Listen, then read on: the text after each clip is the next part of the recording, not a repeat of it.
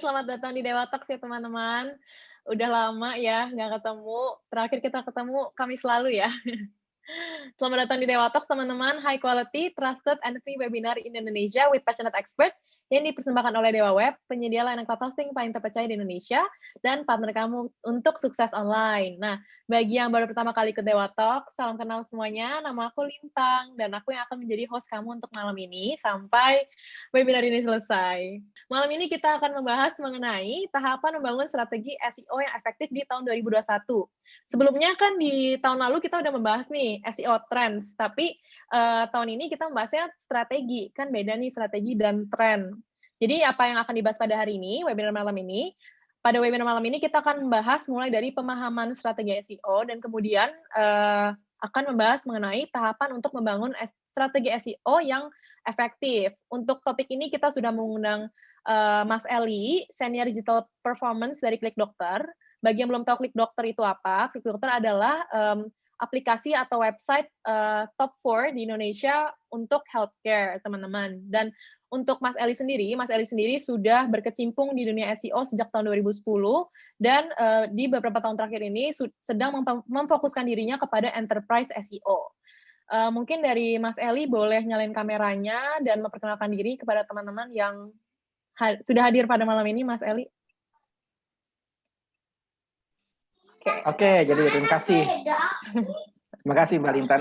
Iya. Jadi tadi sudah diperkenalkan ya sebenarnya tentang saya jadi di SEO sudah 10 tahun dan sekarang di Klik Dokter dan memfokuskan diri untuk enterprise SEO. Jadi bagaimana memanage SEO dengan jumlah page yang besar karena menurut saya untuk memberikan impact itu skalanya harus besar dan SEO punya kesempatan itu untuk mengelola website dengan halaman yang begitu besar dan tapi bisa juga dengan halaman yang sedikit-sedikit. Jadi saya lebih memilih untuk mendalami yang website dengan skala besar. Oke. Itu ya mungkin ya. Silakan. Siap Mas Eli. Sebelumnya terima kasih Mas Eli karena sudah bersedia mengisi dan sharing-sharing nih di Dewa Talks untuk bagi-bagi ilmunya nih sama peserta sahabat Dewa Talks pada hari ini. Mungkin sekian perkenalan dari aku sedikit dan dari teman-teman nih, background teman-teman. Jadi Mas Eli tahu sedikit nih mengenai teman-teman seperti apa sih pengetahuan mereka tentang SEO. Tanpa berlama-lama lagi, waktu dan tempat aku persilakan kepada Mas Eli untuk membawakan materinya. Kita mulai ya, jadi kita coba ngobrol santai lah seputar SEO strategi dan 2021 udah apa? Ini sesuatu yang cukup sebenarnya strategi ini level yang agak tinggi tapi karena teman-teman banyak yang baru 50% yang baru mau ber-SEO jadi coba kita bawakan dengan yang cara yang lebih ringan ya. Kita mulai. Sorry. Oh, ini tidak works. Ya, tadi sudah diperkenalkan ya tentang saya dari Klik Dokter, kemudian juga member dari APSI, Asosiasi Praktisi SEO Indonesia. Jadi teman-teman kalau mau belajar SEO baru bisa, jadi sudah follow IG-nya, mungkin bisa di sana berkomunikasi untuk tahu lebih jauh tentang bagaimana cara untuk ikut belajar di komunitas APSI. Kemudian tentang Klik Dokter sedikit, jadi kalau ada yang punya masalah kesehatan dan ingin live chat, Klik Dokter punya live chat free ya. Dan itu bisa diakses tanpa harus download aplikasi. Jadi bisa teman-teman langsung tinggal ketikkan di Google Klik Dokter, nanti ada di situ muncul hasil pencariannya, ada muncul salah satu link live chat. Nah, bisa klik langsung di situ, jadi tanpa perlu install. Oke. Lanjut. Jadi kita sedikit memulai dari basic ya pemahamannya. Bahwa SEO itu ini kita bicara tentang SEO, kita bicara tentang Google ya untuk Indonesia karena 90% lebih market search engine itu dikuasai oleh Google. Apa tujuan sebenarnya adanya Google Search? Tujuan idealisnya. Karena kalau tujuan bisnisnya kan tentu ingin mendapatkan keuntungan. Kalau tujuan idealisnya yang membuatnya menjadi sustainable itu, Google ingin memanage informasi di seluruh dunia ini untuk disajikan dengan mudah bagi user. Jadi sejak awal sebenarnya Google sudah mendeklar bahwa ini ditujukan untuk user. Nah, itu catatan awal yang ingin kita angkat karena makin ke sini di 2021 ini user sinyal itu semakin penting. Jadi di sini saya membuat SEO Triangle. Jadi sebenarnya formula ini saya tidak dapatkan dari manapun. Ini hanya sebuah konsep sederhana yang saya buat sendiri. Sebuah konsep awal untuk memahami bahwa Google, bagaimana sih Google bisa mengurutkan ranking di Google? Bagaimana sih bisa page 1, bisa halaman 1 dan bisa paling atas di Google? Kenapa Google bisa mengurutkan website-website itu? Apa yang Google gunakan? Jadi pertama, Google mengunjungi website kita. Biasanya kalau istilah SEO kita bisa punya crawl. Nah, itu jadi your website itu sisi pertama yang dicek oleh Google, website kita sendiri, kontennya, teknikalnya. Kemudian sisi kedua, World Wide Web, jadi jaringan website. Jadi website ini kan sangat banyak. Nah itu mereka terhubung dengan link. Jadi kalau di link, link-link yang bisa kita klik dan membuat kita mengunjungi website itu yang membuat terhubung dari jaringan-jaringan website ini. Jadi World Wide Web. Nah maksudnya apa? Jadi Google melihat seberapa populer website kita di jaringan website di seluruh dunia. Nah itu, jadi popularity kita di mata World Wide Web. Kemudian yang ketiga, user sinyal. Kenapa user sinyal? Jadi ini kan yang mau di-serve user. Jadi ketika seseorang mengunjungi website kita misalnya seseorang mengunjungi web kita melalui Google, kita sudah muncul di Google, kemudian orang kunjungi website kita. Nah Google merekod data-data itu untuk mengetahui apakah user ini puas dengan website ini. Nah ini tiga sumber data yang digunakan oleh Google untuk meranking website. Ini sangat-sangat basic. Jadi dari sini kita mulai. Kemudian ini SEO Now ya saat ini. Sejak 2018, jadi kira-kira di kuartal 3 2018 itu, untuk website yang topik-topik YML, Your Money, Your Life, seperti kesehatan, topik-topik tentang khususnya kesehatan di awal-awal ya, tapi kalau yang masuk YML itu kesehatan, berita, hukum, atau finansial. Apa ini YML, Your Money, Your Life? Jadi kira-kira bahasa sederhananya begini. Jadi topik atau kategori informasi yang bisa meresikokan kehidupan orang. Misalnya kalau tentang kesehatan, kalau orang salah memberi advice lewat internet dan orang bisa meninggal karena itu, maka ini sangat berbahaya. Makanya Google harus sangat hati-hati untuk memilih website mana yang akan dimunculkan di Google. Sementara ini kan website begitu banyak di dunia. Nah ini ada namanya EAT, Expertise, Authority, Trustworthiness. Begitupun tadi misalnya dengan finance, kalau orang salah memberi advice tentang finance, seseorang bisa mengalami kerugian besar. Bisa mungkin kehilangan uang miliar atau berapa. Nah itu sangat berdampak pada kehidupan seseorang. Tentang hukum, tentang berita, itu hal-hal itu kalau salah bisa sangat berbahaya. Makanya ada sekarang sangat penting untuk adanya EAT, Expertise, Authority, Trustworthiness. Nanti kita bahas lebih jauh di slide selanjutnya. Jadi ini untuk fighting hoax, karena kan sudah jamak kita tahu bahwa beberapa tahun terakhir ini hoax itu sangat banyak tersebar ya. Tapi saya juga merasa bahwa dengan adanya ini itu sudah mulai berkurang. Karena kalau kita cari informasi kesehatan di Google tentang penyakit, jangan pernah harap lagi menemukan halaman 1 ada blogspot. Jangan pernah temukan lagi tentang website-website yang tidak jelas siapa pemiliknya, siapa yang tulis. Biasanya yang ada di halaman 1 itu hanya website-website yang ditulis oleh dokter atau direview oleh dokter kontennya, atau website dari berita yang populer misalnya. Mungkin saya tidak sebut merek, jadi media-media yang sudah memiliki kredibilitas.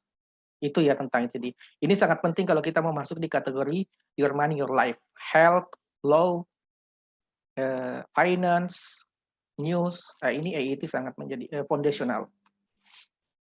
Kemudian SEO Now, jadi yang kedua ini untuk pemahaman dasar bahwa kalau dulu-dulu ranking factor itu orang cuma bicara konten, bicara keyword, bicara links. Nah itu yang kita sebut sebagai foundational SEO itu sekarang tidak bisa menjadi jaminan untuk mempertahankan kita di halaman top atas.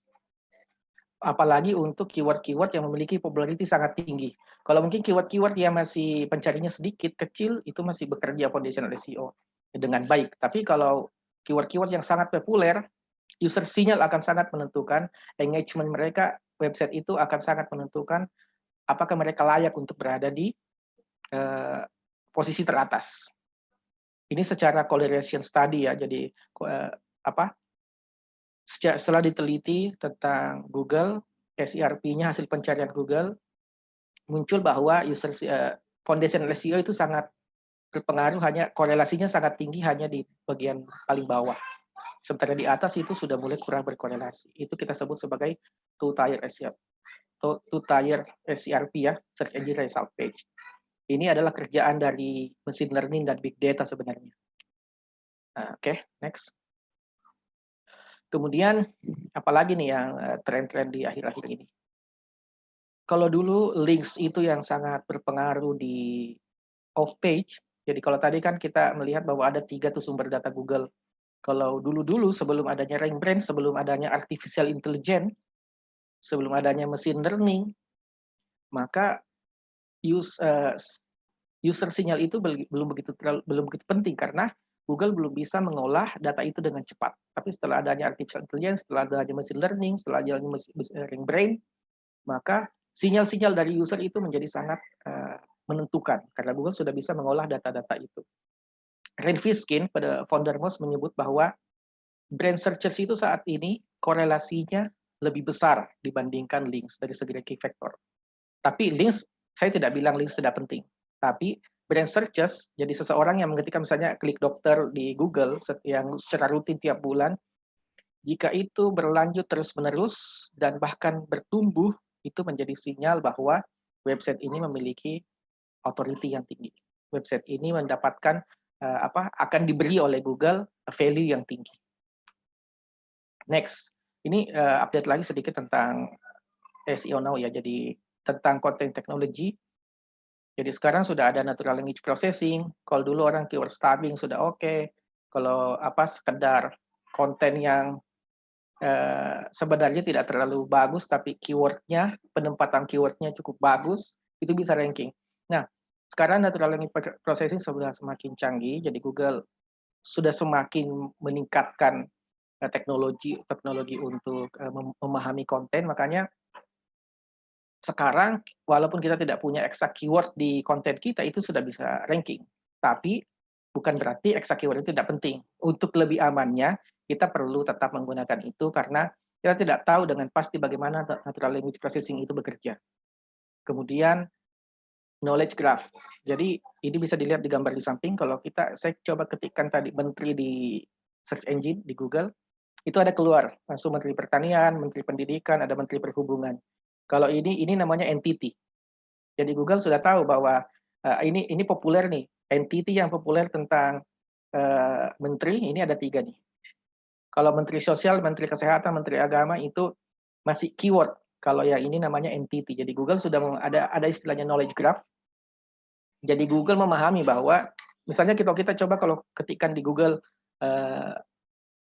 Presiden Indonesia, itu biasanya langsung ada rekomendasi itu siapa Presiden Indonesia. Walaupun di situ tidak ada keyword itu, tapi Google sudah tahu bahwa misalnya Presiden Soekarno, Presiden pertama Indonesia, itu bisa muncul. Saya coba menteri, muncul nih menteri-menteri itu, bisa langsung diklik. Itu kerjaannya knowledge graph, itu kerjaannya entity. Jadi sekarang bukan sekedar keyword ya search engine itu, tapi teknologi tentang entity ini sudah semakin maju. Kemudian Google sudah menjanjikan tentang passage indexing. Ini sih agak-agak advance sebenarnya ya, 50% kita baru. Gak apa-apa, ini anggaplah sebagai ini aja ya. Ini sebagai pengetahuan update aja. Jadi passage indexing ini Google mengatakan bahwa akan meluncurkan juga atau belum ada rencana kapan. Ini pertanda bahwa Google bisa memahami konten itu dengan lebih baik karena passage indexing sebenarnya mirip dengan fitur snippet. Kalau kita biasa cari kata keyword tertentu, kadang-kadang ada yang ada langsung resumenya di halaman posisi atas, sudah ada ringkasannya di situ, dan itu biasanya sudah cukup menjawab apa yang kita tanyakan tanpa kita harus buka halaman web itu. Itu artinya Google lebih mengerti nih, kata ini tuh jawabannya apa, di konten mana. Nah, itu kira-kira ada yang menyebut bahwa teknologi fitur snippet itu akan kurang lebih sama dengan password indexing. Jadi ada kemungkinan ke depan page one itu akan dipenuhi oleh atau didominasi oleh resume-resume yang sudah cukup panjang, bukan lagi hanya deskripsi-deskripsi singkat, tapi sudah bisa memuaskan user tanpa perlu mengunjungi webnya. Ini kira-kira tren yang bisa terjadi ke depan tentang content teknologi. Nah, kita masuk nih di SEO strategi ya. Oke, kita turunkan sedikit hitungannya. Tadi sebenarnya itu cukup advance sebenarnya menurut saya, karena itu hal-hal yang belum terlalu umum untuk dibahas di SEO, karena itu adalah update-update terbaru. Nah, bicara tentang SEO strategi, ini proses untuk planning, kemudian kita outlining, implementing. Jadi kurang lebih sudah sederhananya SEO strategi ini kalau saya cari, karena kalau kita sebenarnya bicara tentang cari kata strategi sebenarnya itu, asal katanya strategi itu sebenarnya maknanya itu sesuatu yang broad, sesuatu yang luas, sesuatu yang tentang market. Tapi kalau saya lihat secara SEO ini lebih simpel. Jadi lebih bicara SEO strategi sebenarnya bagaimana supaya kita bisa meningkatkan ranking kita dan mendapatkan traffic dari search engine atau Google. Jadi kira-kira itu akan kita bicarakan tahapan-tahapan supaya kita bisa ranking di Google. Oke, jadi saya bagi 5 tahap ya berdasarkan dengan kondisi-kondisi terkini. Kalau umumnya sebenarnya kita lebih banyak, kalau secara umum ya SEO itu orang cuma berbicara itu 3, technical, content, links. Itu yang sangat sederhana. Jadi kalau memang kita baru yang tadi 50% yang baru tahu Google search engine, mungkin bisa membayangkan bahwa yang kita butuh itu technical, content, links. Itu yang sangat basic ya. Tapi kalau ini kita bicara, karena kita bicara tentang 2021, berarti kita berbicara tentang kekinian, tentang apa-apa yang baru, maksudnya supaya kita tidak ketinggalan dalam membuat strategi kita, maka kita harus mengcover hal-hal yang baru, tidak bisa kita hanya stuck di apa yang ada di sebelum-sebelumnya. Karena yang pertama technical ini semakin penting ya, semakin penting saat ini karena Google berusaha untuk lebih cepat untuk membaca website kita. Kemudian yang kedua EAT, yang tadi saya sudah jelaskan di awal. Yang ketiga konten dan on page. Jadi konten yang tentang artikel yang kita buat, kemudian on page ini bagaimana kita menyajikan. Jadi kalau konten itu berarti makanannya, kalau on page itu bagaimana kita menyajikan kayak peletakan, mungkin di mana meletakkan lauknya, di mana nasinya, di mana sayurnya, itu on page kira-kira penyajiannya. Kalau konten ini lebih ke bahan-bahannya, makanannya. Kemudian popularity, ini sebenarnya masuk di dalamnya salah satunya links, tapi karena menurut saya off page factor itu sudah semakin luas, jadi ada links, nanti kita jelaskan lebih jauh tentang popularity. Jadi ini lebih ke hal-hal di luar daripada website kita. Kalau konten dan konten on page tadi itu yang ada di website kita. Oke. Kemudian yang kelima engagement. Jadi bagaimana website apakah user menyukai ketika mengunjungi website kita, apakah dia senang membacanya, ataukah dia ketika segera mengunjungi langsung ketik backspace di browser itu, jadi langsung kembali lagi ke search engine. Nah, ini engagement sangat menentukan. Oke, kita masuk di tahap 1, technical. Ya, jadi balik di sini saya perjelas sedikit technical. Jadi technical ini sebenarnya fungsinya itu supaya buat Google ini mudah membaca website kita, mudah memahami website kita, bisa mengakses konten di dalamnya. Jadi ini technical ini bicara tentang teknologi. Apakah Google bisa mengunjungi URL kita, halaman website kita bisa dikunjungi, konten kita bisa dibaca oleh Google, apakah lebih mudah dipahami. Nah, itu jadi hal-hal yang berkait dengan technical. Sekarang technical ini sudah semakin penting karena Google sudah semakin serius untuk memahami website kita supaya dia bisa menyajikan experience yang lebih bagus kepada user. Makanya technical akhir-akhir ini, beberapa tahun terakhir ini semakin penting posisinya. Jadi kita perlu memperhatikannya lebih jauh. Oke, jadi ini tahapannya. Jadi kalau bicara sebenarnya, jadi ini tahapan 1. Kalau bicara SEO strategi ya, jadi ini baru tahapan 1. Tadi itu lebih ke gambaran umumnya dulu, perkenalan kita tentang SEO now atau 2021. Ini agak-agak sudah langsung implementasi sebenarnya ya. Di technical, Ini agak susah ini ya saya untuk membahasakannya dengan ringan. Jadi kalau kurang ngerti nanti bisa dicari. XML sitemap ini kita butuhkan untuk technical, terutama untuk website-website besar. Kalau website kita masih mungkin 100 halaman atau bahkan 10-20, XML sitemap ini belum begitu penting. Jadi Google bisa menemukannya tanpa XML sitemap. Jadi XML sitemap ini perlu kita buat kalau website kita besar. Kecil pun tidak apa-apa, tidak masalah, cuma tidak begitu membantu. Kalau di dokumentasi Google sendiri, XML sitemap itu kira-kira dibutuhkan kalau halaman website kita itu sudah 500 lebih. Itu kalau struktur website kita bagus. Tapi kalau tidak bagus ya tetap butuh XML sitemap. Jadi ketika kita buat XML sitemap, jangan lupa untuk submit di Search Console supaya Google bisa menemukannya. Jadi pertama, XML sitemap supaya Google bisa menemukan URL kita, halaman-halaman website kita. Kemudian yang kedua, technical ya, set structure. Kalau set structure ini kira-kira bagian-bagian kayak menu-menunya apa, itu ada kategori. Biasanya sih di menu itu banyakkan kategori ya, atau feature-features yang penting. Kemudian canonical, ini bagaimana supaya kita menghindari duplicate untuk page-page yang halaman-halaman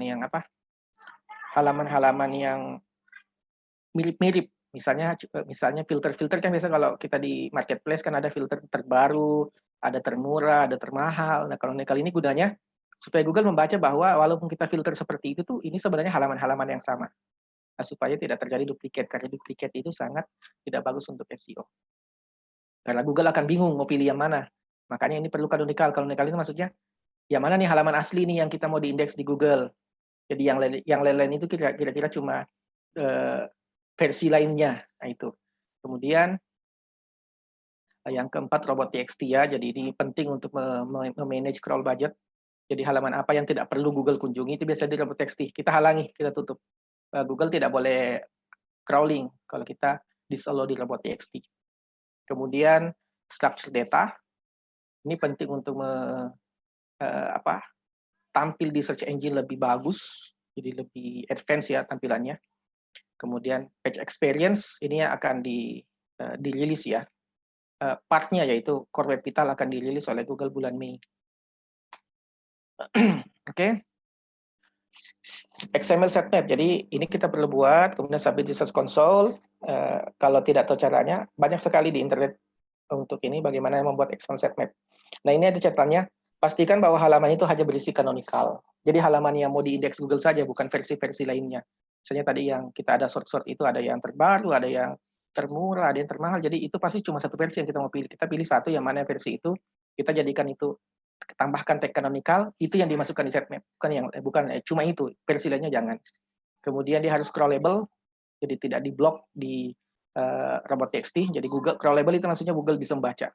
Kemudian indexable, kita tidak no index, ya no index jangan, karena gunanya masuk XML sitemap kan supaya Google index.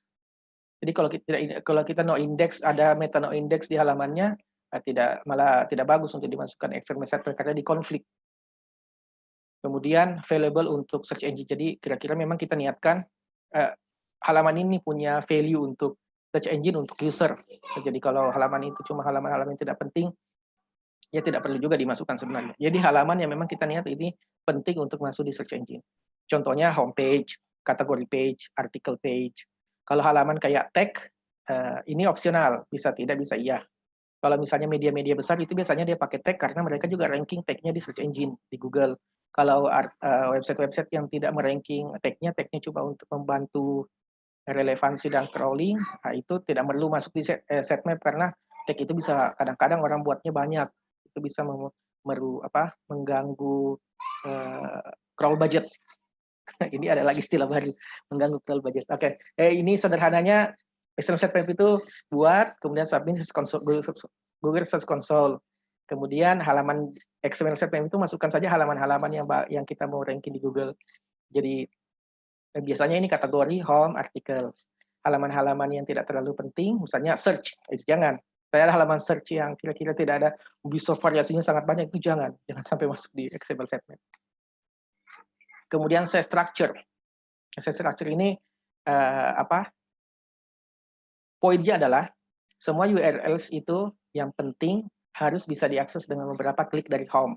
Jadi kalau sebuah website kita kunjungi dari homepage-nya, nah dengan misalnya dari home kita ketik kategori, kemudian dari kategori mungkin kita bukan ketik ya, klik subkategori baru masuk di artikelnya. Nah, idealnya semua URL yang seperti itu, yang penting-penting itu atau samakan jadi seluruh yang kita masukkan di XML sitemap, kita upayakan bagaimana supaya semuanya itu bisa ditemukan di website kita ketika kita memulai dari home. Dari home, kemudian klik apa lagi, misalnya klik di menu kategori, klik subkategori, klik artikel, kemudian mungkin kalau di kategori ada pagination, di bawah itu 1, 2, 3, nah itu upayakan itu ini bisa ditemukan oleh seluruhnya Google, karena ini akan digunakan Google sebagai apakah seberapa penting halaman ini bagi website ini. Itu site structure. Ini contohnya ada link di kategori menu, ada link di kategori menu. Saya kira kita biasa ya lihat di atas itu ada home, bisa ada kategori, kemudian breadcrumb itu biasa ada kalau kita kunjungi artikel biasa tuh di breadcrumb ada home, baru ada tanda panah, kemudian kategorinya apa, ada subkategori, baru ada judul artikelnya, itu breadcrumb. Itu kan melingkan dengan subkategori, kategori, dan home. Jadi itu terstruktur. Jadi structure itu begitu. Kalau kita dari home, kita temukan sampai halaman detail.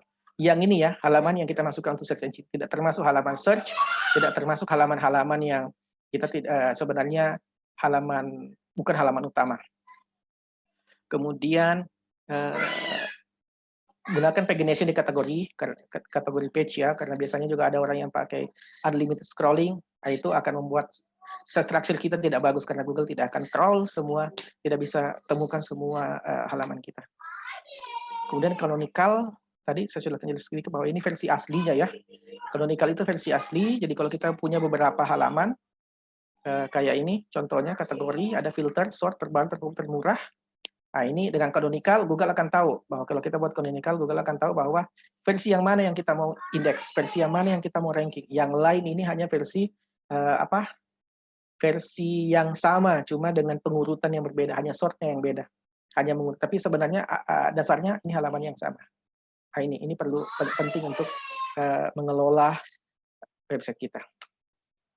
Robot.txt tadi. Jadi mungkin kita perlu mengelola crawl budget ya. Jadi supaya crawl budget itu apa sih? Saya jelaskan sedikit crawl budget. Jadi misalnya Google mengunjungi rata-rata website kita, kalau website cukup besar ya, misalnya rata-rata mengunjungi website kita 5.000 kali per hari, atau mungkin 1.000 kali per hari. Nah kita punya halaman 50.000. Nah kalau kita halaman ini ya, halaman bagus saja itu yang ada 50.000 misalnya, kalau halaman search kita bisa di-crawl, halaman search kita bisa tidak di-disallow, dan bahkan ada internal link-nya dari halaman-halaman lain, Google akan meng-crawl juga itu, dan tadi yang 1.000 itu yang disisihkan ke kita untuk mengunjungi halaman kita, 1.000 kali yang Google mau kunjungi misalnya halaman kita, itu jadinya terpakai untuk hal-hal yang tidak penting. Nah itu ya, maksudnya itu crawl budget. Jadi yang tidak penting kayak halaman search, itu kan halaman search cuma untuk user, tidak perlu untuk search engine. Jadi itu disallow. Bahkan ada beberapa orang yang mendisallow image supaya itu tidak memberatkan server. Itu tidak apa-apa kalau memang kita tidak berniat untuk mengindeks image kita di search engine. Tadi structure data. Jadi structure data ini tambahan untuk, sebenarnya ini bukan hal basic. Ini bukan hal basic, tapi untuk tampil lebih bagus. Dalam structure data Google lebih memahami konten website kita, dan bahkan kita bisa diberikan rich result. Ini saya berikan contoh di sebelah di gambarnya.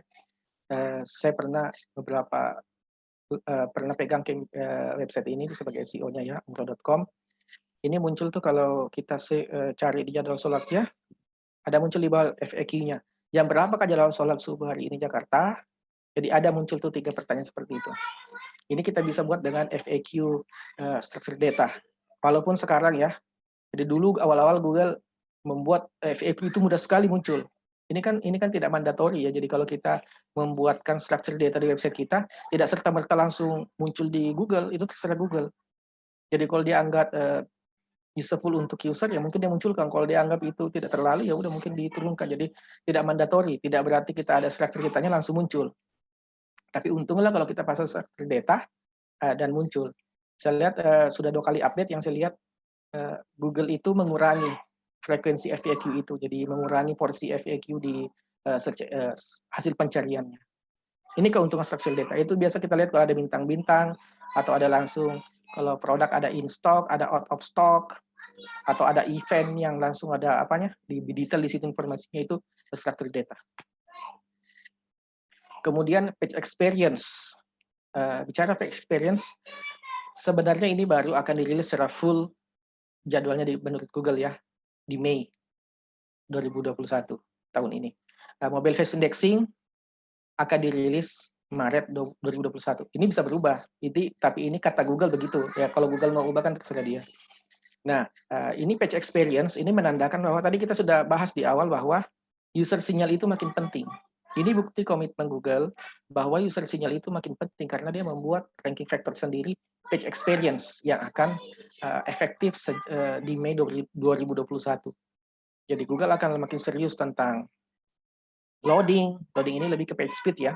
Largest content pool pain itu maksudnya bagian terbesar dari website kita biasanya image atau mungkin konten yang paling dari segi code-nya yang mana nih, part mana nih yang paling besar. Nah, itu largest content pool pain. Ini Google akan semakin perhatikan page speed-nya, kemudian interactivity. Biasanya kalau kita kunjungi halaman website, kita kadang-kadang sudah mau klik, sudah terbuka halamannya, kita mau klik tapi belum bisa klik. Itu artinya interactivity-nya belum aktif. Jadi dia masih butuh waktu untuk membuat interactivity-nya muncul. First input delay, jadi itu delay-nya berapa lama itu akan Google ukur dengan Chrome UX Report ya. Jadi Google betul-betul mengukur nih sejauh mana website ini engagement-nya atau user friendliness-nya dengan user, sejauh mana kualitasnya. Kemudian visual stability, cumulative layout shift, ini lebih ke kadang-kadang kalau ada tab, ada button, kita mau klik tapi tidak ketemu. Kita klik pas di buttonnya tidak kena. Pas kita turun ke bawah baru. Nah, itu bisa berpengaruh ke ranking Google ke depan. Apalagi kalau itu adalah marketplace yang sebenarnya kita tidak mau beli, tapi karena kita salah klik di bawahnya dan kita masuk di check out kita, langsung kita check out. Kita mau cancel karena buttonnya itu tidak tepat dengan apa yang kita lihat, akhirnya kita tidak bisa cancel, akhirnya terjadi transaksi kalau kita tidak mau beli. Nah, itu berbahaya ketika page experience ini sudah rilis. Mobile friendly ini akan dirilis ya, jadi mobile friendly website itu. Sekarang pengguna website kan sebagian besarnya dari mobile, pengguna internet, pengguna search engine itu sebagian besarnya dari mobile, makanya harus mobile friendly. Safe browsing, HTTPS, interstitial pop-up ya, pop-up. Kalau kita lagi baca tiba-tiba dia muncul menghalangi yang harus kita close, itu pop-up bisa mengganggu kalau mengganggu kalau user sudah merasa misalnya pop-up-nya muncul langsung orang close, ya udah itu akan lama, kalau itu terkumpul datanya lama-lama Google akan turunkan rankingnya. Oke, tadi technical ya. Part 1 sudah tentang technical, jadi itu lebih pada bagaimana Google mudah untuk membaca website kita, kemudian bagaimana technical ini bagaimana user bisa berinteraksi dan nyaman dengan website kita, itu technical. Kemudian EAT, ini tadi saya sudah bahas ya tentang berkaitan dengan YML, Your Money Your Life.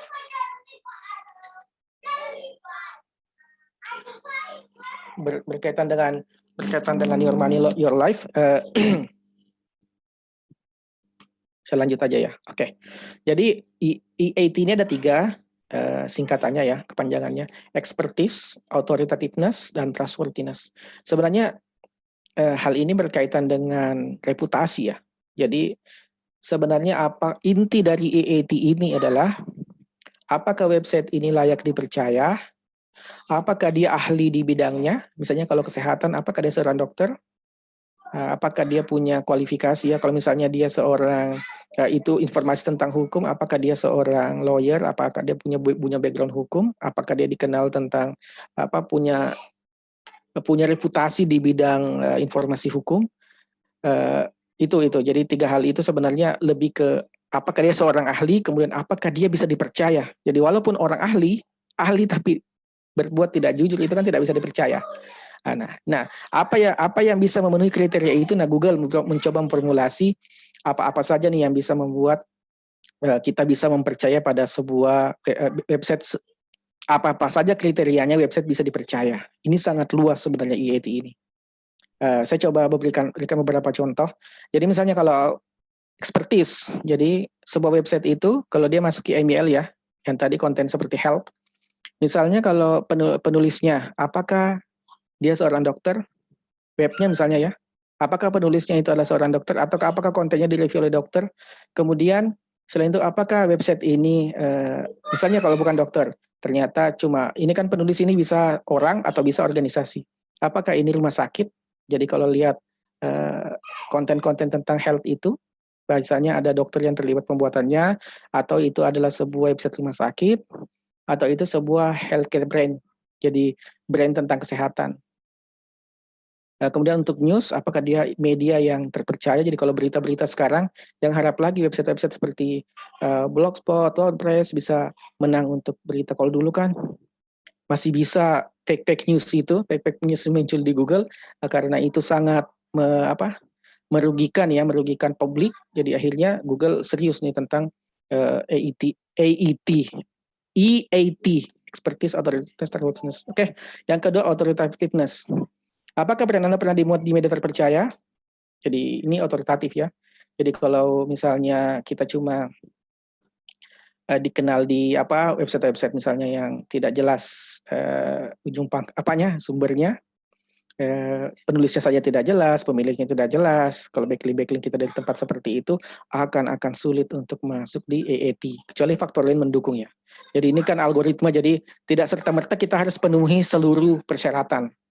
Yang penting kira-kira kita sudah layak dipercaya. Jadi ini bisa dapatkan dengan brand mention ya. Jadi kalau kita di-mention misalnya di media nasional, walaupun bukan link, tapi kita di-mention artinya brand kita sudah punya ada istilahnya entity recognition. Jadi brand kita itu ada penguatannya, ada penguatan tentang brand kita. Kemudian trustworthiness, jadi apakah website Anda bisa dipercaya? Masih ya. Ini tentang trust. Misalnya kalau kita mau website kita percaya, kita dari awal harus bangun EAT-nya. Penanggung jawabnya harus jelas. Alamat perusahaannya namanya apa, alamatnya ada di mana, ada nomor teleponnya, ada emailnya. Jadi di about us hal website itu perlu kita perjelas, ini kita perlu tegaskan, atau bahkan lebih bagus lagi kalau mungkin kita munculkan di footernya. Ini untuk membangun trust. Jadi kalau sebuah website menyajikan informasi yang krusial yang bisa membahayakan hidup seperti dalam email konten ya, your money or life konten itu, tapi tidak jelas ya penulis yang berbahaya. Jadi ini salah satu nih yang basic. Jadi di website itu nama perusahaan, alamat, kantor. Lebih bagus lagi kalau misalnya kita tulis di situ redaksinya atau konten timnya ya. Kalau bisa disajikan itu lebih bagus lagi. Atau kemudian penulisnya bahkan bisa kita munculkan profilnya, lebih bagus lagi. Ini dalam rangka membangun EAT. Tidak semuanya harus dipenuhi, tapi kita bisa penuhi sebisa kita. Karena kalau ranking kita naik berarti itu menunjukkan bahwa itu sudah ada impact-nya. Oke, jadi tadi technical, kemudian EAT. Saya tadi sengaja memasukkan EAT karena kalau kita memasuki EML, kita perlu EAT. Bahkan bukan tidak mungkin ke depan EAT ini akan diperluas di bidang-bidang lain. Hanya mungkin pengaruhnya tidak sebesar kalau dia di EML kategori. Kemudian konten dan on page, ini basic ya. Ini Ini masih masuk foundational SEO. Kalau tadi EAT itu sudah agak-agak terkini ya. Kalau konten dan on page ini sudah cukup lama. Saya kira teman-teman kalau sudah biasa di SEO ini kontennya cukup populer. Keyword, jadi tentu kalau tentang bicara kita bicara keyword ya, atau kita bicara topik. Karena bagaimanapun orang mencari informasi di Google itu kan pasti pakai keyword. Nah itu. Kemudian kalau kita merencanakan sebuah website supaya sukses, keyword itu setelah kita riset, kita kumpulkan keyword-keyword itu, kita perlu mapping. Kita perlu mapping dengan baik, terstruktur. Maksudnya mapping dalam arti kita akan meletakkan, nanti menyimpannya di website kita itu di mana posisinya. Dalam arti di antara halaman lain harus terkoneksi. Nanti di penjelasan khusus. Kemudian user intent, ini juga sangat penting karena sekarang user itu sudah sangat penting posisinya ya. Jadi konten itu kalau tidak menjawab user intent jangan harap bisa ranking. Jadi user intent ini perlu nanti penjelasannya lebih jauh. Saya baca sekilas saja ya. Kemudian heading dan structure konten ya, ini maaf nih di saya agak-agak tertutup ya. Heading dan structure konten, kemudian comprehensiveness, kemudian on page. Nanti saya jabarkan satu-satu. Nah, keyword dan topik. Jadi sebenarnya keyword dan topik ini sesuatu yang tidak boleh terpisah ya. Nah, setelah kita lakukan riset keyword, kita temukan topik-topik populer. Biasanya kan kalau kita riset keyword itu kita temukan yang mana nih? Keyword-keyword yang banyak dicari, kemudian kira-kira intentnya apa.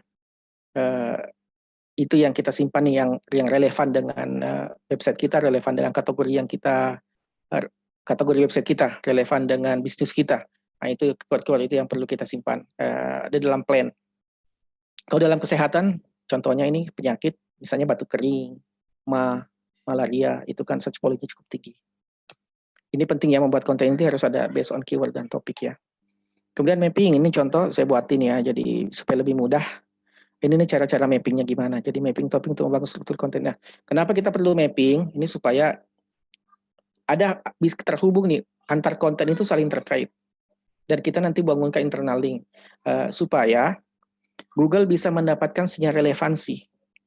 Nah, jadi ini membantu user untuk mencari konten yang terkait, juga search engine memahami bahwa kita punya konten-konten ini. Jadi ketika kita saling kaitkan misalnya, pilar topiknya MAH, jadi kita bahas tentang MAH secara umum, kemudian di cluster topik ada gejala, misalnya kita bahas khusus page-nya, penyebab, nah ini bisa kita linkkan. Jadi MAH misalnya berlink ke gejala, ke penyebab, begitupun sebaliknya.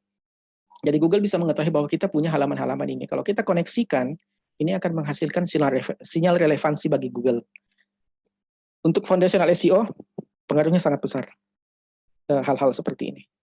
Jadi bagaimana membangun topical relevance di internal website kita. Kemudian kalau tadi tentang mapping itu hubungan antar konten, hubungan antar halaman. Nah, kalau user intent ini untuk membuat satu artikel misalnya atau satu halaman. Nah, ini ada untuk mengetahui user intent ini kayak apa yang diinginkan user. Nah, karena tadi kita sudah sebut bahwa Google kan sudah menggunakan machine learning. Jadi yang dia ada di halaman satu itu kan Google sudah uji bahwa ini nih yang membuat user engage, terutama untuk keyword-keyword yang pencarinya banyak ya. Itu berarti itu cukup bagus pasti ininya yang muncul di situ. Nah, ini kalau sembelit contoh keyword yang saya masukkan, itu kelihatan tuh yang menang ada di top 4 ini, yang menang ada in-depth article. In-depth itu jadi pengupasan yang dalam satu topik. Misalnya konstipasi sama sembelit kan ini kalau versi dokter sama ya. Jadi itu dia mengupas secara mendalam gejalanya, penyebabnya, cara mengobati, pencegahan segala macam. Itu namanya in-depth article. Nah, kita lihat nih klik dokter juga ada ya, halaman 2, kemudian doc halaman urutan ke bukan halaman ya. Ranking 2, ranking 4.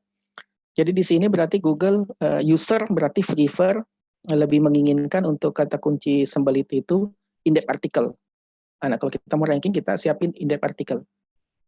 Nah, ini namanya user intent. Jadi, apa yang ada di halaman search engine Google, itulah kira-kira intent yang diinginkan oleh user. Yang setelah dilakukan oleh ini ya, diuji oleh machine learning. Kemudian, contoh kedua, user intent. Ini untuk membuat artikel, perlu nih, user intent sangat basic.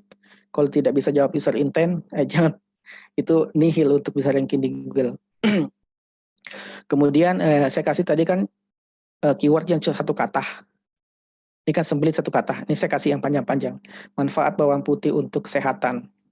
Bisa kita lihat bahwa ternyata dari halaman yang terlihat di atas ini, dari 3 yang muncul ya, di luar dari people also ask, ternyata orang mencarinya list. Jadi 10 manfaat bawang, 5 manfaat bawang. Jadi intent dari konten ini adalah listicle. Jadi kira-kira bagaimana kita membuat, jadi kalau kita mau masuk ranking di sini, kita perlu buat listicle. Nah, itu kira-kira gambarnya tentang user intent. Kalau kita tidak mengikuti ini agak-agak susah untuk ranking. Peluangnya tetap ada, jadi seperti ini ada konten, ada ini manfaat bawang putih. Kita tidak tahu ini apakah listicle atau bukan, kita harus buka, karena tidak ada angkanya ya.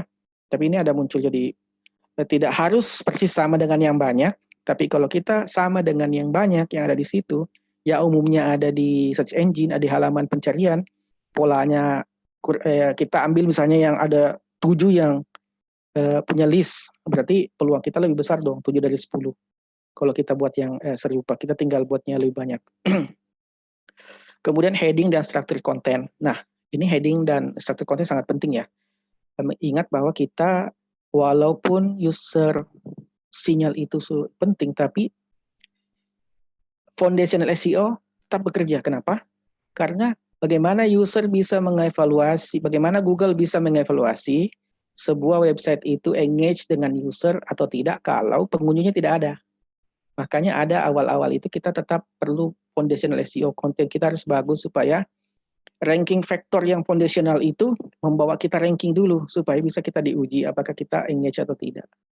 Nah, makanya membuat konten ini kita perlu buat terstruktur ya. Heading 1 ini biasanya judul, heading 2 subjudul, heading 3 subjudul. Nah, biasa kalau yang misalnya sudah biasa buat laporan ilmiah kan ada struktur kayak seperti ini. Heading 1. Jadi, apa gunanya ini? Kalau dia ada di heading 1 berarti kata itu mewakili seluruh konten. Jadi dia representasi. Jadi seluruh isi halaman itu berarti berbicara tentang judul. Kalau judul kan pasti representasi dong dari seluruh isi konten. Kemudian heading 2 berarti dia cuma mewakili. Jadi topik misalnya kalau di atas misalnya saya contohkan kayak sembelit, berarti kontennya itu keseluruhan berbicara tentang sembelit. Heading 2 misalnya tentang penyebab sembelit, berarti konten yang di bawahnya heading 2 itu cuma bicara tentang penyebab. Kemudian heading 3 mungkin ada lagi tuh penyebab, beberapanya mungkin ada kalau dibutuhkan kita buat lebih spesifik lagi di situ. Nah, ketika kita buat terstruktur seperti ini, Google bisa memahami bahwa apa pembahasan masing-masing konten secara keseluruhan, kemudian masing-masing subjudul, kemudian subjudul itu heading 3. Kalau dibutuhkan tidak harus ya. Kalau memang kontennya cuma 2 level ya udah 2 level aja. Ini penting untuk membantu Google untuk membaca, memahami si konten kita. Dan user kan juga di web itu, pembaca web sukanya scanning, jadi sukanya sekilas. Kalau saya biasanya cari informasi, saya tidak baca semua, baca judulnya, kemudian lihat subjudulnya, oh saya tertarik baca subjudul ini, oh itu yang saya baca. Jadi mungkin cuma 20%. Nah, kalau kita sajikan dengan terstruktur, itu memudahkan user juga, jadi engagement-nya bisa bagus. Nah, ini yang tidak kalah penting, comprehensiveness. Jadi setelah tadi user intent, terstruktur, komprehensif ini artinya lengkap. Jadi apa yang kita sajikan itu lengkap. Kalau misalnya tadi kayak manfaat bawang putih, ya biasanya yang menang itu yang lengkap. Misalnya 10, yang menang 15. Walaupun tidak selalu, karena kan ranking faktor itu banyak. Tapi secara konten, kita harus mengusahakan untuk lengkap. Secara konten kita harus mengusahakan untuk lengkap, karena tanggung jawab kita untuk produksi konten kan kita harus membuatnya kompetitif. Kita harus membuatnya bisa menang dari kompetitor. Nah, kalau misalnya kayak manfaat bawang putih itu ternyata cuma 10 yang valid ya, jadi jangan ditambah-tambah yang salah, karena kalau ditambah-tambah misalnya yang tidak valid, itu akan merusak reputasi. Dan kalau itu berulang di banyak konten, engagement-nya pasti turun, karena pasti ada yang tahu bahwa ini kok ngasal. Jadi tetap harus valid ya, harus valid kontennya. Jangan cuma banyak-banyakan tapi tidak valid, ya tetap harus valid. Kalau yang 10 udah 10. Kalau misalnya cuma mentok 10, yang lain cuma sudah 10, kita bisa compete di poin itu kita dalami lagi. Misalnya poin 1, kita buat lebih deep, kita buat lebih dalam pembahasannya. Ya, supaya kita punya komprehensifnya lebih dalam. Misalnya tentang part 1 pembahasannya apa. Nah, kita buatkan penjelasan lebih detail, mungkin cara membuat, atau mungkin cara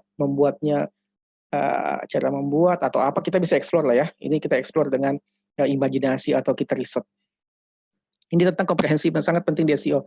Di SEO banyak disebut sebenarnya dengan content length ya, tapi kalau Google sendiri menyebutnya comprehensiveness. Dan kalau konten kita komprehensif kan pasti cenderung untuk panjang, cenderung untuk content length. Jadi di SEO banyak belajar juga tentang content length itu berpengaruh terhadap ranking.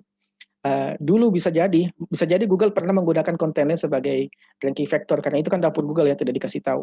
Tapi sebenarnya konsepnya adalah comprehensiveness. Google bagaimana membreakdown tentang comprehensiveness ini kan itu bisa dengan content link, atau bisa mungkin dengan istilah-istilah yang lebih kaya yang related dengan pembahasan kita.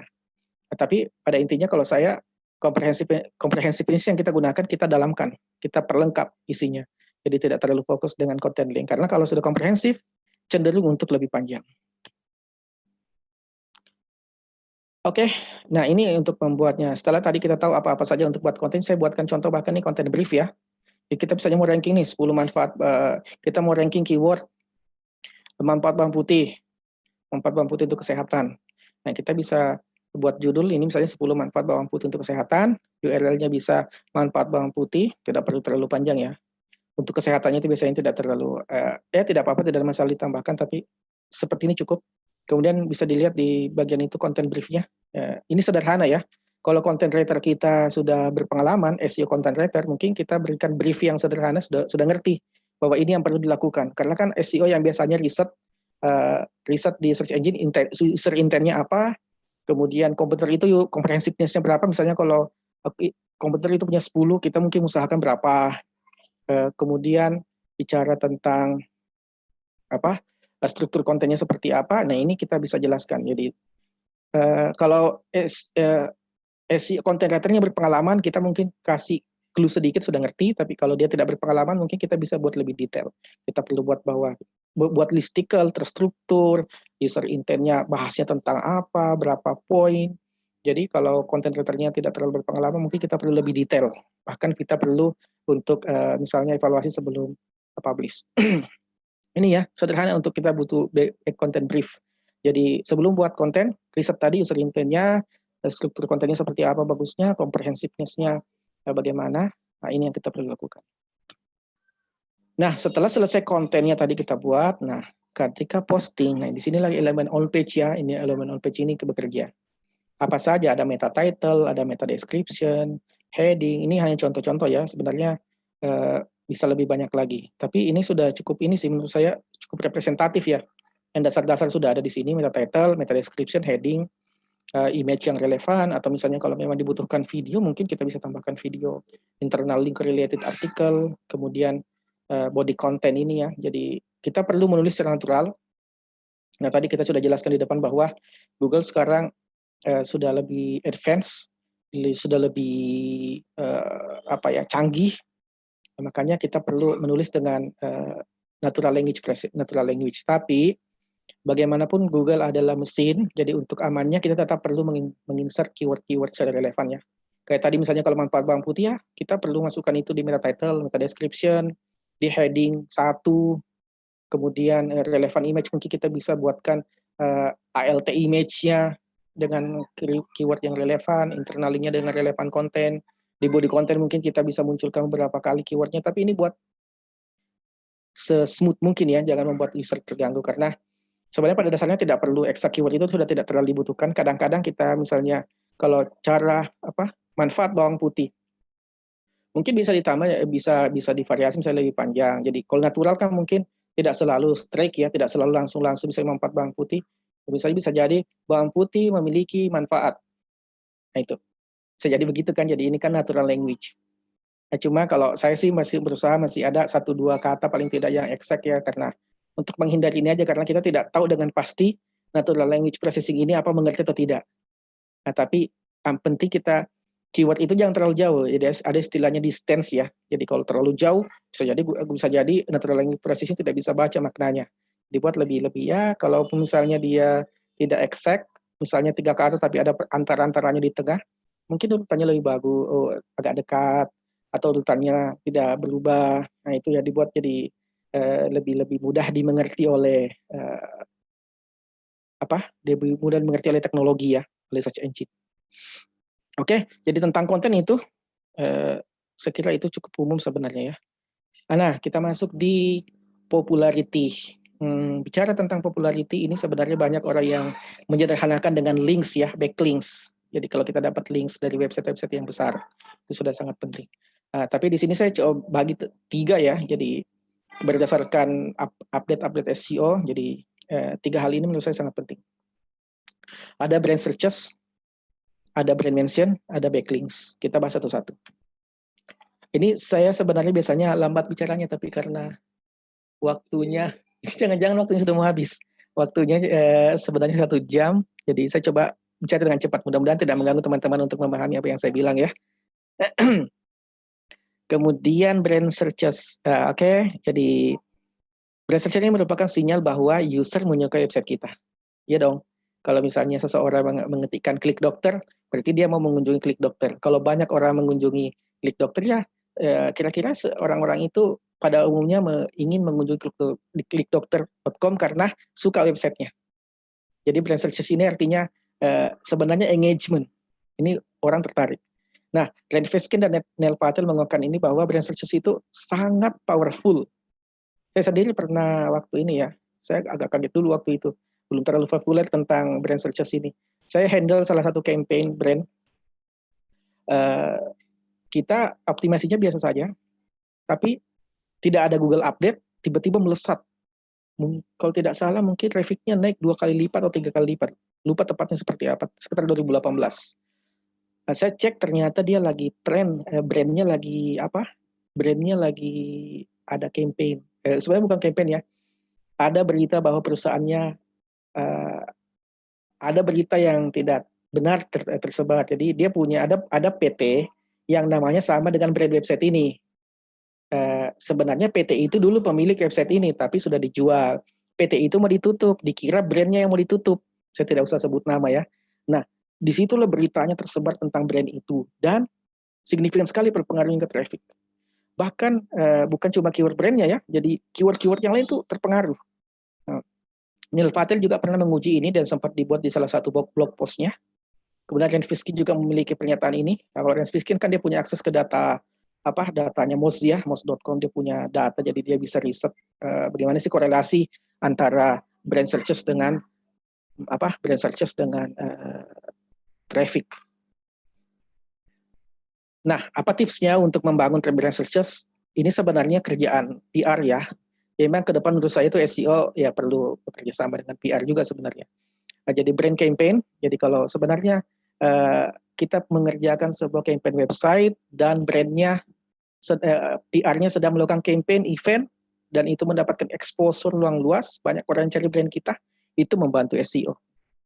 Nah, kalau ada teman-teman yang pernah mengalami campaign brandnya naik dan ternyata yang cari di Google, kita kan bisa lihat di Google Trends ya, atau di Google misalnya Google Keyword Planner, Google Keyword Planner.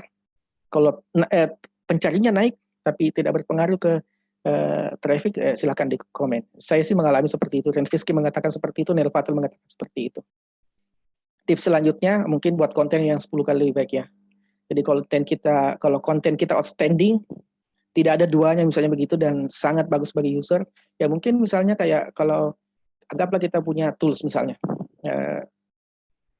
Tools misalnya berat badan ideal. Cara mengukur berat badan ideal. Kalau tools kita sangat bagus dibandingkan yang lain, tapi ini bukan berarti ini ya. Kalau tools kita misalnya sangat bagus orang lain, dan orang carinya cara mengukur berat badan, cara menghitung berat badan ideal, klik dokter. Dia tambahkan brand keywordnya di belakang. Karena dia maunya carinya di klik dokter tentang tools itu. Nah, itu kalau kita buat sesuatu yang besar, sangat bagus. Nah, ini bisa meningkatkan brand searches. Dan kalau orang keyword plus brand, kalau menurut pengakuan beberapa SEO bahwa itu akan membuat kita ranking di keyword itu.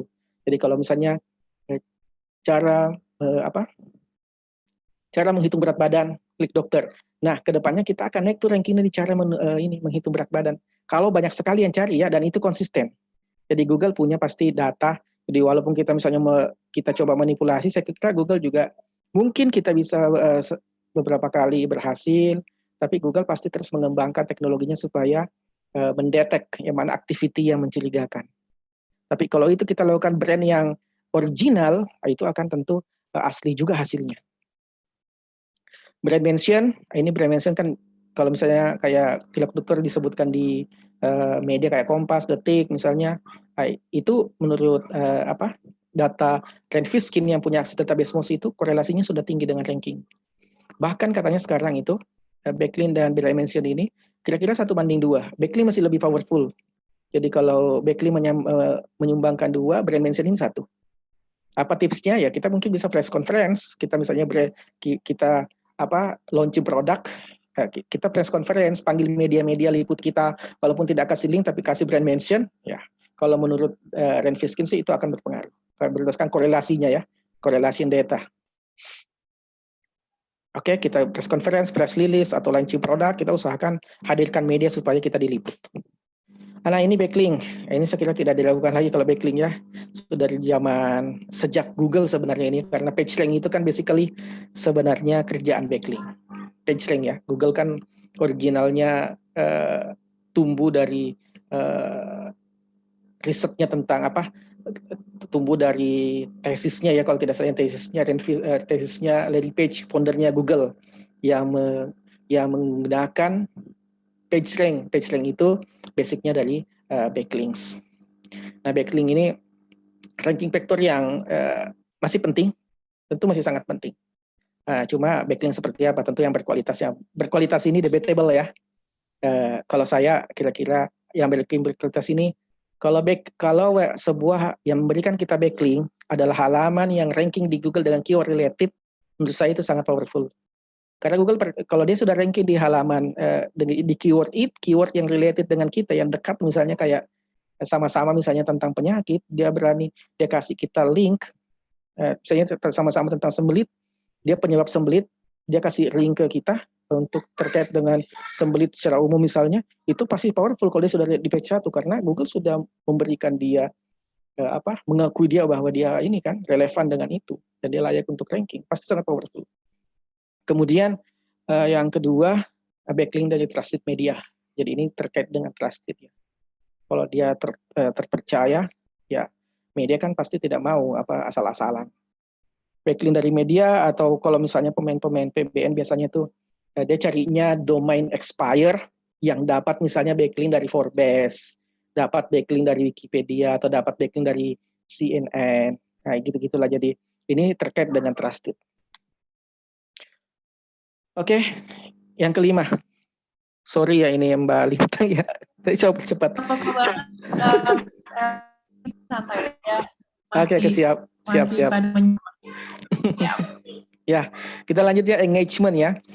Engagement ini ada 3 ya yang paling tidak saya list di sini, tapi sebenarnya Google pasti punya cara yang banyak.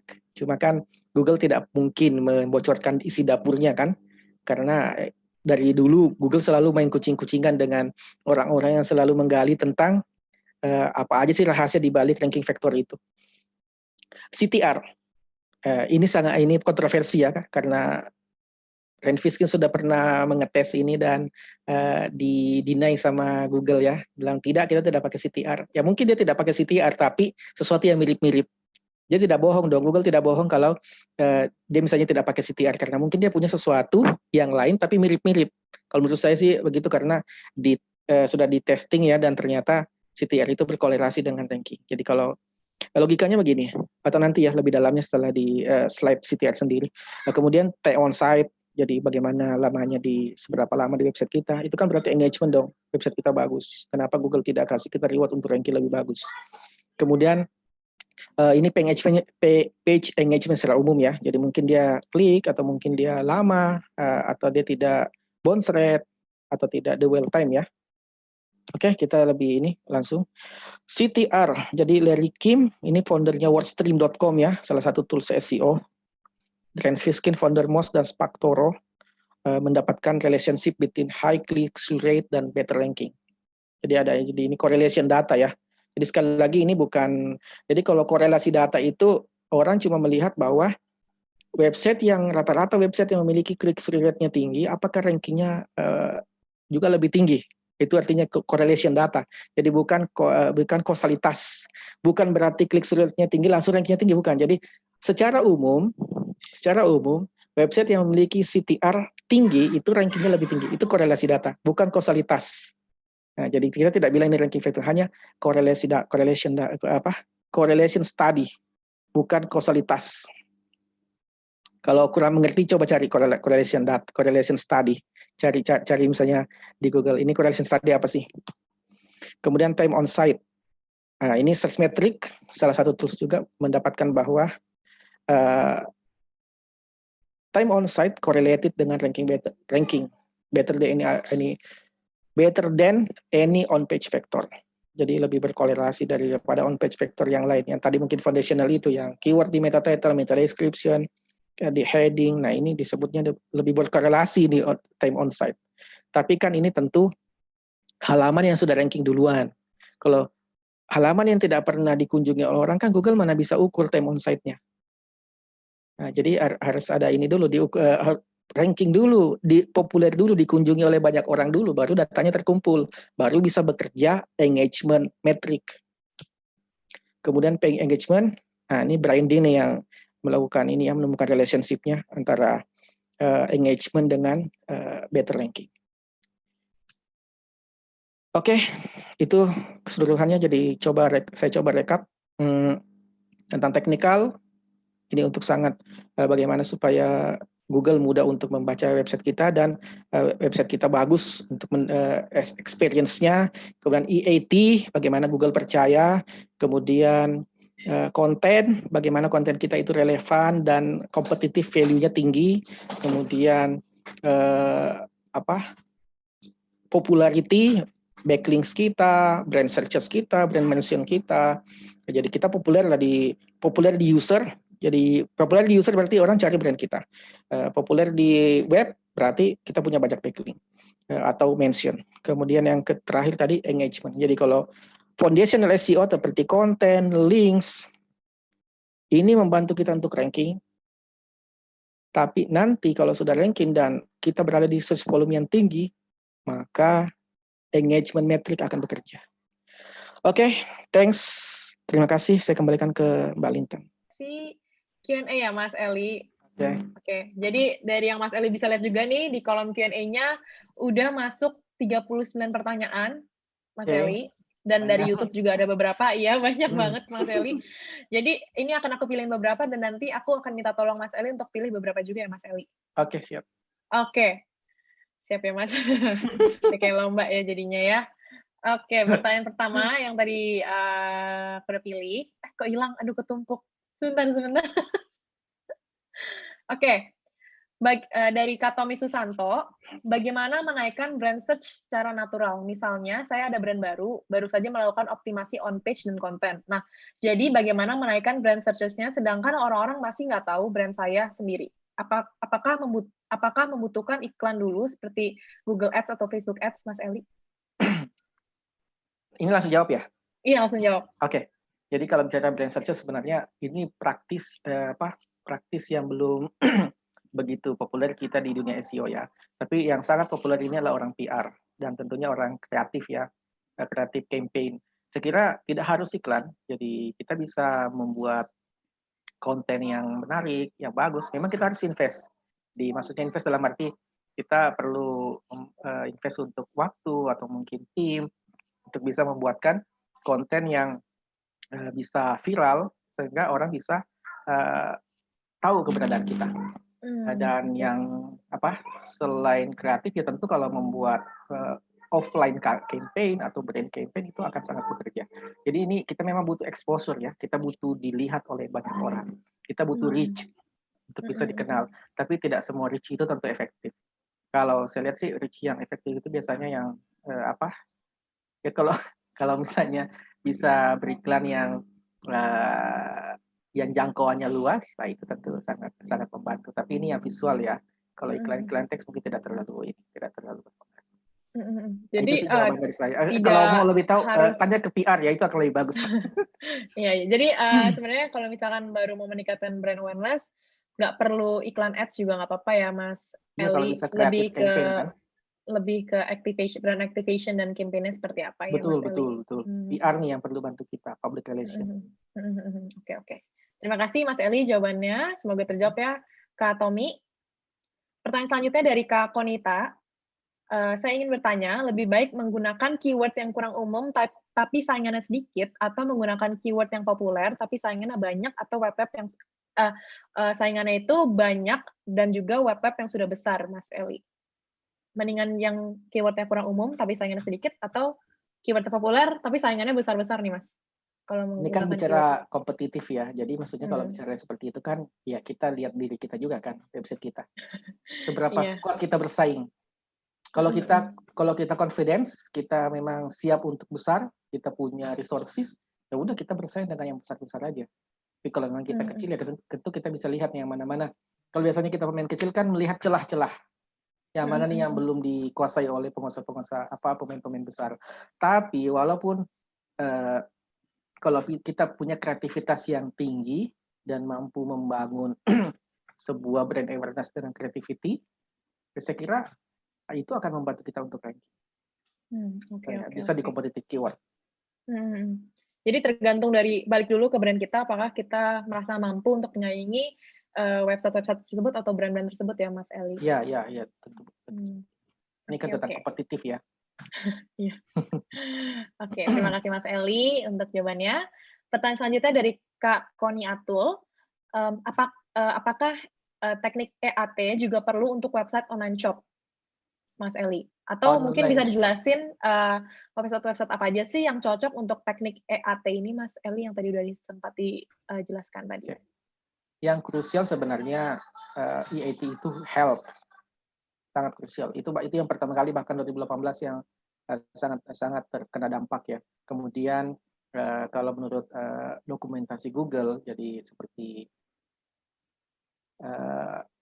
financial advice ya, website tentang finansial, kemudian news, berita-berita, karena itu kalau misalnya misleading kan berbahaya juga impact-nya kan.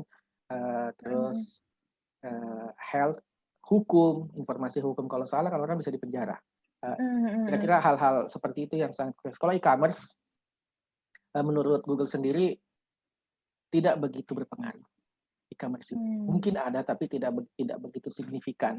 Untuk lebih cek sebenarnya, untuk lebih pastinya kita tentu cari di Google ya, cek aja di Google tuh keyword-keyword tentang online shop. Ada tidak yang mampu ranking? Kalau dia mampu ranking berarti itu lebih mudah, walaupun dia misalnya website kecil. Jadi kembali lagi sebenarnya lab-nya orang SEO itu kan Google. Jadi kita cari-cari aja keyword-keyword itu terkait dengan Google, ada tidak yang mampu ranking? Kalau masih banyak berarti ya kemungkinannya masih besar. Tapi kalau secara informasi yang tersebar ya, karena kan kita sebagai SEO tidak melihat seluruh niche ya, tidak bisa memantau keseluruhan. Biasanya kita cari itu, kalau kita risetnya itu cek keyword-keyword ini masih mampu tidak sih? Kalau sudah tidak ya udah berarti kita butuh semacam itu. Tapi kalau pernyataan dari Google sendiri, e-commerce itu tidak terlalu related. Lebih ke yang krusial adalah website yang memberikan informasi yang kira-kira bisa membuat orang misleading dan resikonya besar. Kalau yang lebih sensitif konten gitu ya, Mas Eli? Tapi kalau e-commerce misalnya, tapi sudah mengarahkan misalnya belanjanya di marketplace besar, ya itu saya pikir tidak terlalu beresiko sih secara ini ya, secara konsepnya tidak terlalu resikonya tidak sebesar konten-konten seperti YML tadi, health dan semacamnya. Iya. Berarti yang EAT itu lebih cocok untuk kalau misalnya bisa aku simpulkan dari jawaban Mas Eli, lebih ke konten-konten yang tadi bisa bikin misleading kayak hukum. Jadi kayak sensitif konten gitu ya, Mas? Apalagi kalau kesehatan gitu. Kesehatan, financial advisor, tentang berita, news ya, media. Nah, kalau media kan tidak berani kan, karena kalau itu kan pasti bisa disomasi kalau media mengangkat media yang berita yang misleading, betul. Siap. Oke, terima kasih Mas Eli untuk jawabannya. Pertanyaan selanjutnya ini dari salah satu penonton kita di YouTube, Mas Eli, dari Kak Taufik Nugraha. Apakah menanam backlink pada artikel yang kita buat pada blog-blog di website besar, seperti misalkan disebutkan Medium, Kompasiana, Kaskus, dan lain-lain itu berpengaruh besar bagi website kita, khususnya bagi rankingnya, Mas Eli? Kalau user generated content, itu kan istilahnya user generated content kan. Jadi kalau kita bisa masukkan sendiri, itu jatuhnya user generated content. Pengaruhnya tetap ada, tapi value-nya lebih rendah dibandingkan kalau itu masuknya di editorial content. Jadi editorial content berarti yang dipublish sendiri oleh official website-nya misalnya. Kalau dikomparan kan misalnya, ini kan bicara media berarti jadinya kan. Kalau dia yang publish itu adalah redaksinya, itu value-nya lebih tinggi daripada yang publish adalah usernya. Oh, oke. Ya, karena ini kan terkait dengan filternya kan. Kalau usernya sendiri kan berarti orang tidak filter dong, berarti tidak terpercaya. Tapi kalau yang publish dari medianya kan itu berarti dia harus verifikasi dan harus melalui filter-filter dari tim redaksi. Itu bedanya editorial content dengan user generated content. Itu mirip-mirip aja kan dengan kita buat komen di blog sebenarnya. Pengaruhnya tetap ada. Cuma jangan berharap sesignifikan dengan editorial content. Jadi lebih berpengaruh kalau misalkan user yang punya website itu sendiri yang publish ya, Mas Eli. Ya. Dibandingkan kita menanamkan link kita sendiri di sana kayak komen-komen. Ya, tentu. Sangat kata komen itu kan mudah sekali dibuat. Jadi effort ini menentukan. Kalau effortnya mudah-mudah begitu ya, artinya siapapun bisa seperti itu ya, value-nya pasti kecil lah ya. Bahkan blog komen itu kan sudah sering dikategorikan sebagai spamming ya, walaupun tidak selalu. Oke. Semoga terjawab ya Kak Taufik yang nonton di YouTube. Pertanyaan selanjutnya Mas Eli. Ya. Pertanyaannya masih sama nih, jumlahnya masih ada 30-an. Tadi kayaknya saya udah jawab beberapa deh. Ya. Berarti excited semua nih pada dengerin materinya Mas Eli nih. Ya, bagus. Oke. Mas Eli masih semangat gini jawabnya, Mas? Oh, aman. Oke, siap. Oke. Pertanyaan selanjutnya dari Kak siapa yuk? Ya, oke. Dari Kak sebentar, saya pun juga bingung nih milihnya nih. Nah, oke, dari K2H, apakah untuk mendapatkan keyword di Google hanya harus konsisten membuat artikel saja, Mas Eli, atau ada cara lain yang bisa kita gunakan untuk mendapatkan keyword yang memang pas untuk website kita, Mas? Maksudnya mendapatkan keyword itu maksudnya ranking keyword ya mungkin. Nah, jadi tadi kan sudah jabarkan ya faktor-faktornya, kan ada konten, ada links, itu yang basic-basic. Walaupun kita tidak bangun link, walaupun kita cuma bikin konten, tapi kontennya bagus, kemudian kita susun tadi dengan rapi itu mappingnya bagus, sehingga bisa membangun internal relevansi ya, topik relevansi internal website kita jadi saling mendukung. Jadi kalau kita bangun website yang topiknya spesifik dan kontennya itu akan kontennya saling menguatkan, tapi kalau kita terlalu broad, itu dia tidak saling mendukungnya itu kecil atau bahkan mungkin hampir tidak ada. Tapi kalau kita misalnya kayak fokus di konten tertentu dan konsisten di situ, konten kita sendiri itu sebenarnya jadi links, internal links, dan kalau dia relevan, jadi dalam backlink kan relevansi itu sangat penting. Jadi kalau konten itu website itu kita bangun, misalnya kita buat terstruktur, topiknya kita buat rapi, saling terkait, kita buatkan mapping yang bagus, user intent-nya bagus, komprehensifnya bagus, masing-masing konten itu, masing-masing kita publish setiap konten itu dengan cara yang rapi, dengan cara yang SEO. Kemudian kita buat terstruktur, mapping-nya bagus, kita buat konsisten, walaupun tidak bangun link, walaupun tidak bangun branding, dan kita bisa ranking. Tapi ingat, bukan YML ya. Bukan your money your life. Kalau your money your life berarti kita perlu trust yang lebih tinggi. EAT itu perlu. Kalau kita masuk di niche. Kalau misalnya cuma masuk mungkin di konten-konten yang misalnya informasi kayak tempat mungkin tempat wisata atau mungkin kayak kita cari tentang makanan-makanan khas kayak begitu kan tidak terlalu, itu kan tidak membahayakan nyawa orang, paling orang ya ternyata informasinya tidak tepat, tapi itu kan tidak sampai berisiko yang besar. Jadi pasti bisa hal-hal seperti itu kita lakukan. Tadi ya selain konten ya, ya kalau orang walaupun kita misalnya kontennya cuma konten sih tidak wajib kalau kita punya function di situ. Konten itu kan salah satu ranking factor.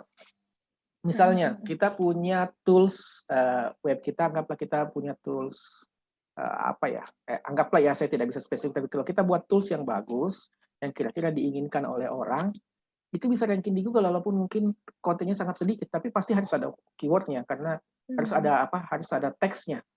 Kalau orang menyukai itu, kemudian banyak yang cari, itu misalnya jadi dikunjungi banyak orang, engagement-nya bagus, walaupun kontennya sangat nihil tapi engagement-nya bagus, itu bisa ranking. Nah, itu maksudnya fungsinya ya, fungsi dari website tersebut apakah membantu kita atau enggak, misalkan. Kalau misalnya saya coba pernah cari, misalnya kalau cari keyword jadwal sholat Kemenak, itu halaman itu saya cari dia terblok oleh robot.txt, yang berarti Google tidak bisa baca satupun teks di dalam itu. Berarti kontennya itu tidak ada bagi Google. Tapi di situ di halaman jadwal sholat Kemenak itu orang bisa download, kita user bisa download jadwal sholat terbaru. yang tidak bisa disajikan oleh website manapun karena cuma Kemenak yang punya. Iya, Ya iya. kalau versi Kemenak. Walaupun dia diblok di Robots.txt, orang tidak baca, meta title-nya tidak tahu, meta description-nya tidak tahu, pokoknya satu kata pun tidak ada, tapi dia punya, mungkin dia punya backlink. Jadi biasanya kalau ada yang punya backlink itu anchor text-nya, link text-nya itu yang digunakan oleh Google untuk mendeskripsikan tentang apa sih website ini.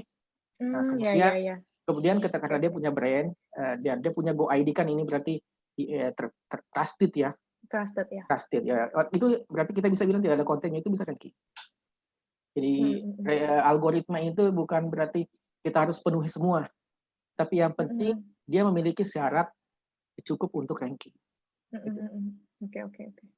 Jadi tadi selain dari konten tergantung dari dukungan, misalkan dari backlink dari eksternal ya, Mas Eli. Sangat membantu. Terus apakah memang website tersebut fungsional atau enggak untuk user ya? Ya, jadi ya, kunci awalnya itu di user. Kalau di usernya user tidak butuh ya. Kalau tadi Kemenak itu kan tidak ada gantinya, tidak ada saingannya. Jadi kalau orang sudah cari jadwal sholat Kemenak, ya siapa lagi yang bisa menang kan? Iya, betul. Pasti dia akan menang walaupun kontennya walaupun hancur-hancuran tidak ada ini kan, tidak bisa dicek. Tapi dapat backlink, jadi dapat terpercaya dan ternyata orang engage. Ingat bahwa user experience itu diukur oleh Google walaupun di blog Robots.txt. Jadi blog Robots.txt itu berarti Google cuma tidak bisa crawl, tapi UX report-nya Chrome itu bisa membaca bahwa halaman ini engagement usernya bagus. Jadi Google bisa evaluasi engagement usernya, walaupun dia tidak bisa crawl kontennya. Oke. Berarti user experience jadi salah satu faktor juga ya, Mas Eli, untuk ranking juga ya, Mas, sekarang? Iya, malah makin hari experience semakin penting. Jadi semakin banyak data yang bisa dikumpulkan oleh Google tentang engagement sebuah website, maka Google tentu tidak akan membuang-buang kesempatan itu, karena itu kan competitive value bagi Google.